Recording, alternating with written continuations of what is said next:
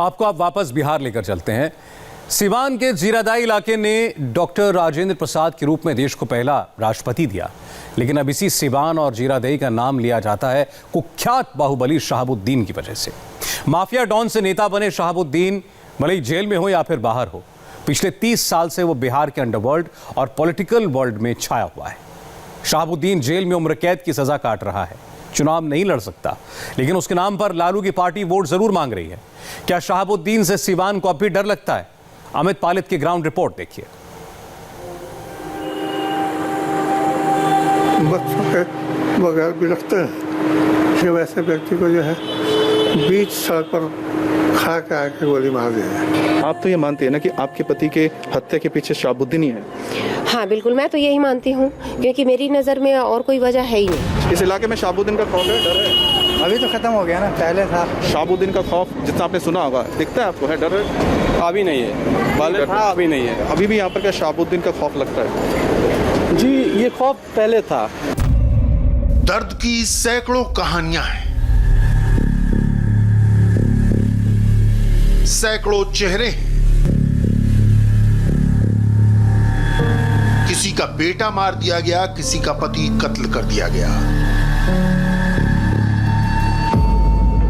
किसी के पिता की जान ले ली गई। बिहार के सिवान में ऐसे कई घर मिल जाएंगे जहां बरसों से सिर्फ गम और आंसुओं का डेरा है। इन सब का एक ही विलन है, साहिब शहाबू AK-47, बिहार का सबसे बड़ा डॉन मोहम्मद शहाबुद्दीन। हमें अपने आप को परिवर्तन करने की कोई आवश्यकता है ही नहीं। अगर हमारे लोग अगर हमको इस रूप में पसंद करते हैं, जिस रूप में आप कह रहे हैं, ऐसे है नहीं कहीं कुछ, ये क्रिएटेड बाय मीडिया है, क्रिएशन बाय मीडिया। तो अगर इसी रूप में पसंद करते हैं, मुझे खुशी है कि मैं इसी रूप में रहूं। शहाबुद्दीन ने अंडरवर्ल्ड और पॉलिटिक्स का ऐसा कॉकटेल बनाया जो उसके जेल जाने के बाद भी खत्म नहीं हुआ। उसका खौफ, उसके नाम का आतंक आज भी कम नहीं हुआ। बिहार चुनाव में शहाबुद्दीन का नाम फिर चल रहा है। वो या उसकी फैमिली तो चुनाव में डायरेक्ट नहीं खड़े हुए, लेकिन लालू की पार्टी के लिए शहाबुद्दीन का नाम सड़कों पर गूंज रहा है। लालू के नेताओं के लिए शहाबुद्दीन की बेगम हिना शाह वोट मांग रही हैं। इंडिया टीवी संवाददाता अमित पालित जब सीवान में इलेक्शन की ग्राउंड कवरेज के लिए पहुंचे तो शहाबुद्दीन के खौफ की भी पड़ताल की।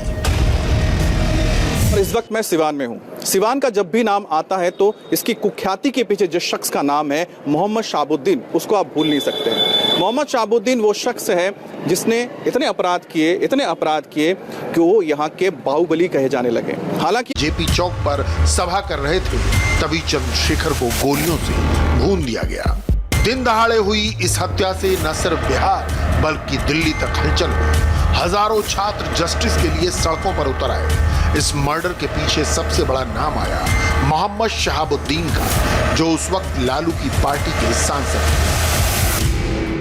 ये सिवान का वही जेपी चौक है जहां पर 31 मार्च 1997 को छात्र नेता चंद्रशेखर की गोलियों से भूनकर हत्या कर दी गई थी। चंद्रशेखर जेएनयू के पूर्व छात्र थे और साथ ही साथ जेएनयू में जो छात्र संघ था उसके अध्यक्ष भी रह चुके थे। 1997 में चंद्रशेखर यहाँ पर मौजूदा सरकार के खिलाफ उन्होंने विद्रोह कर रखा था, सरकार के खिलाफ बोलते थे और इसी जगह से वो लोगों को संबोधित कर रहे थे। उनकी हत्या के पीछे जिसका नाम आया था वो थे आरजेडी के नेता और बाहुबली मोहम्मद शहाबुद्दीन। 53 साल के हो चुके शहाबुद्दीन का आतंक ऐसा था कि उनके खिलाफ कोई भी गवाही देने से डरता था। यही वजह है कि शहाबुद्दीन पर चंद्रशेखर की हत्या का आरोप तो लगा, मगर इस केस में शहाबुद्दीन को सजा अब तक नहीं हो पाई। सियासत का दस्तूर देखिए, 1997 में जिन लेफ्ट पार्टियों ने शहाबुद्दीन पर मर्डर का आरोप लगाया, अब वही इस चुनाव में लालू की पार्टी के साथ मैदान में। 90 के दशक का ये वो दौर था जब शहाबुद्दीन को सिवान में हर कोई साहिब बोलता था। शहाबुद्दीन का टेरर ऐसा था कि रात 8 बजने के बाद लोग घरों से नहीं निकलते थे। 19 साल की उम्र में शहाबुद्दीन पर पहला केस हुआ, लेकिन जल्द ही वो ऐसा चेहरा बन गया जो हर चुनाव में पास होता गया। शहाबुद्दीन जनता दरबार लगाता था, लोगों के झगड़े सुलझाता था, फैसले सुनाता था, सजा भी खुद देता था। दुनिया उसे डॉन और बाहुबली बोलती है, लेकिन सीवान में वो रॉबिन हुड था। विडंबना देखिए, आज लालू की पार्टी भी ऐसे बाहुबलियों को रॉबिन हुड ही कह रही है।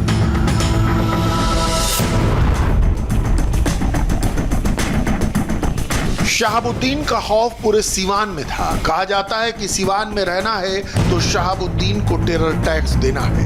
व्यापारियों को धंधा करने के लिए रंगदारी देनी पड़ती थी।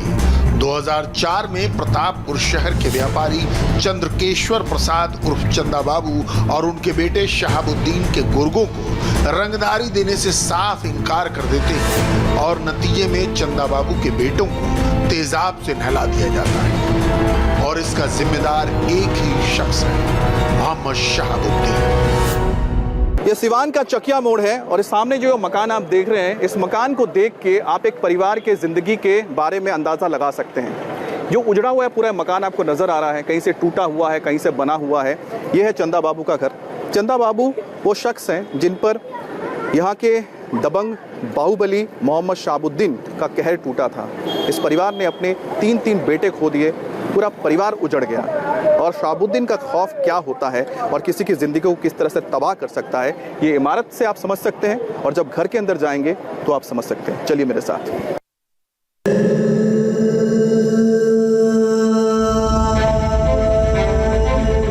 जवान बेटों को खोने का दर्द क्या होता है वो इस परिवार से बेहतर कोई नहीं बता सकता। अमित पालित चंदा बाबू के कमरे में पहुंचे तो वहां कमरे में ही मिनी अस्पताल नजर आया। बेड के पास ही ड्रिप लटकी हुई थी। चंदा बाबू की तबीयत अक्सर खराब रहती है, पत्नी गुजर चुकी है। अब चंदा बाबू के इलाज का सारा इंतजाम यही मौजूद है। जैसे ही बेटों का जिक्र आया, चंदा बाबू का सब्र फिर जवाब दे गया।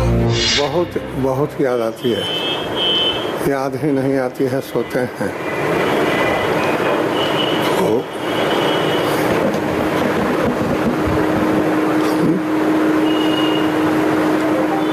बच्चों के बगैर भी रखते हैं। चंदा बाबू, जब आप मोहम्मद शहाबुद्दीन का नाम सुनते हैं तो क्या आता है जहन में, क्या आता है? जहन में ऐसा आता है कि वैसे व्यक्ति को जो है बीच सड़क पर खा के आके गोली मार दिया जाए। वैसा इंसान जो है नहीं चाहिए। हाँ, जिस तरह का आदमी शहाबुद्दीन है, हम उम्मीद करते हैं कि निकलने के बाद बहुत से घर को बर्बाद करेगा और किया भी है। चंद्रकेश्वर बाबू उर्फ चंदा बाबू की आंखें साल 2004 की उस घटना को याद करके फिर नम हो गई, जब शहाबुद्दीन ने उनके 2 बेटों सतीश और गिरीश राज को तेजाब से नहला दिया था। चंदा बाबू ने बताया कि उनके घर और दुकान पर शहाबुद्दीन की नजर थी और इसीलिए पूरे हत्याकांड को अंजाम दिया गया। शहाबुद्दीन का चाचा मकसूद मियाँ आए, उनके साथ शहाबुद्दीन का एक चचेरा भाई भी था, पुन्ना मियाँ, उनके बहनोई थे। एक लोग आए कि नहीं 2 लाख रुपया साहब का आदेश है, ऐसे 2 लाख रुपया दे दो, अपने बनवाओ सुनवाओ। तो लड़के ने कहा कि अच्छा साहब का आदेश है तो साहब से हम लोग बात करेंगे, साहब क्या कहते हैं। तब तक जो है शहाबुद्दीन का फोन आया, ये लोग गया है 2 लाख रुपया हम इन लोगों को दे दो, भिजवा दो घर।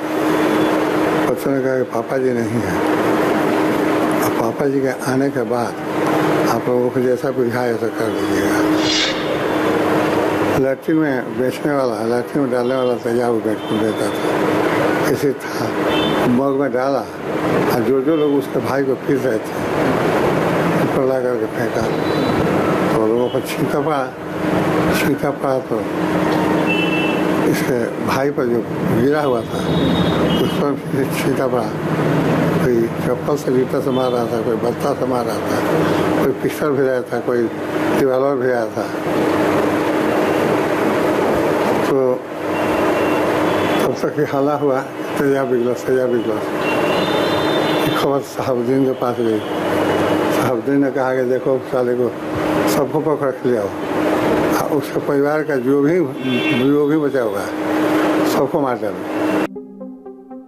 शहाबुद्दीन को तेजाब कांड में उम्र कैद हुई। वो बिहार की जेल से दिल्ली की तिहाड़ जेल पहुंच गया, लेकिन उसके आतंक का कारोबार बेरोक टोक चलता रहा। 2016 में बिहार में एक और मर्डर केस में शहाबुद्दीन का नाम आया।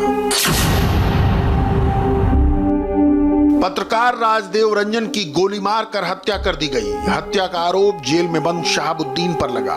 इंडिया टीवी संवाददाता अमित पालित ने राजदेव रंजन की पत्नी आशा रंजन से बात की। राजदेव हत्याकांड की जांच तो सीबीआई कर रही है, लेकिन राजदेव रंजन की पत्नी को आज भी पूरा यकीन है कि हत्या के पीछे शहाबुद्दीन है। आपके जो पति थे, ये कहा जाता है कि उन्होंने एक तस्वीर छापी थी जिसमें जेल के अंदर वो एक नेता के साथ, एक मंत्री के साथ थे। क्या यही वजह बताई जा रही है? देखिए, अब एक्चुअली वजह उनके मतलब मोहम्मद शहाबुद्दीन क्यों आखिरकार आपके पति के पीछे पड़े, क्यों उनकी हत्या करवाई? देखिए, पत्रकार समाज का चौथा स्तंभ माना जाता है और पत्रकार का ये काम होता है, ये कर्तव्य होता है कि वो हर तरह की खबरों को निष्पक्ष रूप से आम इंसान के सामने, आम जनता के आगे रखे, जो कि वो अपना काम करते थे। तो ठीक है कि उस समय उनका उतना वर्चस्व था शहाबुद्दीन का। तो अब मान लीजिए कि अब अगर उनके खिलाफ कोई खबर छपी तो इट मे बी पॉसिबल कि ये हो भी सकता है कि इसकी वजह से हुआ हो, लेकिन अब इसकी ज़्यादा जानकारी तो आपको जिस सीबीआई की टीम ने, जिसने इन्वेस्टिगेशन की है, वही बता पाएगी कि उसमें उन लोगों ने क्या क्या मेंशन किया है। लेकिन आप तो ये मानते हैं ना कि आपके पति के हत्या के पीछे शहाबुद्दीन ही है? हाँ बिल्कुल, मैं तो यही मानती हूँ, क्योंकि मेरी नज़र में और कोई वजह है ही नहीं। शहाबुद्दीन की वजह से उजड़े परिवारों का दर्द जानने के बाद अमित पालित सिवान के बाजार पहुंचे और शहाबुद्दीन के आतंक पर पब्लिक की ओपिनियन जानी। अभी भी यहाँ पर क्या शहाबुद्दीन का खौफ लगता है? जी, ये खौफ पहले था, अब नहीं है। अब नहीं है? नहीं, अब नहीं है। अभी प्रशासन का राज है, शासन अच्छा काम कर रहा है। शहाबुद्दीन का खौफ है अभी आपको? नहीं, ऐसा तो कुछ नहीं है। कोई खौफ नहीं है? कोई खौफ नहीं। शहाबुद्दीन का खौफ जितना आपने सुना होगा, दिखता है आपको, है डर? अभी नहीं है, पहले था, अभी नहीं है। देखिए, शहाबुद्दीन का खौफ है इस इलाके में या नहीं? खौफ तो अब खत्म हो गया है, अब तो एक छुटकारा ठीक हो गया है। आखिर क्या वजह है कि जेल में बंद एक डॉन आज के चुनाव में भी मुद्दा है? तो उसकी वजह है मुस्लिम यादव का वो समीकरण जो सियासी दलों की हार जीत तय करता है। बिहार में मुसलमान 17% हैं। 40 में से 9 सीटों पर मुसलमान वोटर असरदार हैं, जबकि सीवान में मुस्लिम वोटर 19% हैं। सीवान में 17% यादव वोटर हैं। शहाबुद्दीन 1990 और 1995 में विधायक बना। 1996 से 2004 तक 4 बार सांसद बना। हालांकि बीते कुछ सालों में शहाबुद्दीन का सीवान और उसके आसपास वो दबदबा नहीं रह गया जो पहले हुआ करता था। यही वजह है कि पिछले 3 लोकसभा चुनाव से उनकी पत्नी हिना शहाब को हार का मुंह देखना पड़ रहा है। इस बार सीवान की रघुनाथपुर सीट से हिना को आरजेडी का टिकट मिलने की चर्चा थी, लेकिन हिना ने चुनाव लड़ने से इनकार कर दिया। अब हरिशंकर यादव महागठबंधन के उम्मीदवार हैं और शहाबुद्दीन का सपोर्ट उन्हें मिल रहा है। 2016 में शहाबुद्दीन जब जमानत पर कुछ दिनों के लिए बाहर आया, तब मुख्यमंत्री नीतीश कुमार को भी ललकार दिया था। नीतीश कुमार परिस्थितियों के मुख्यमंत्री हैं। नीतीश कुमार कभी भी मास लीडर नहीं रहे, कभी भी उनका अपार जन समर्थन नहीं रहा, कभी भी वो अकेले लड़कर के 20 सीट्स नहीं ला सकते थे। तो परिस्थितियों को नहीं कहिएगा तो क्या कहिएगा? बिहार की क्राइम फाइल शहाबुद्दीन के पन्नों से भरी पड़ी है। पुलिस की फाइल में शहाबुद्दीन ए कैटेगरी का मुजरिम है, यानी जो कभी सुधर नहीं सकता। छात्र जीवन से ही शहाबुद्दीन ने क्राइम की दुनिया में कदम रखा था। हत्या, लूट, अपहरण, रंगदारी, घातक हथियार रखने जैसे 3 दर्जन से ज्यादा केस। बिहार में पहली बार AK-47 शहाबुद्दीन के पास से ही मिली। 1997 में छात्र नेता चंद्रशेखर की हत्या का आरोप लगा। 2004 में चंदा बाबू के 2 बेटों की हत्या के आरोप में उम्र कैद हुई। 2014 में ही चंदा बाबू के तीसरे बेटे की हत्या का आरोप लगा। 2016 में पत्रकार राजदेव रंजन के हत्याकांड में नाम आया। बिहार के दंगों में भी शहाबुद्दीन का नाम आ चुका है। उस पर पाकिस्तान की खुफिया एजेंसी ISI से संबंध रखने के भी आरोप लगे हैं। पूरा देश आज विजयदशमी का पर्व मना रहा है। बुराई पर अच्छाई के प्रतीक रावण के पुतले का दहन किया जा रहा है और रावण दहन की कुछ शहरों से तस्वीरें आपको दिखाएंगे एक ब्रेक के बाद।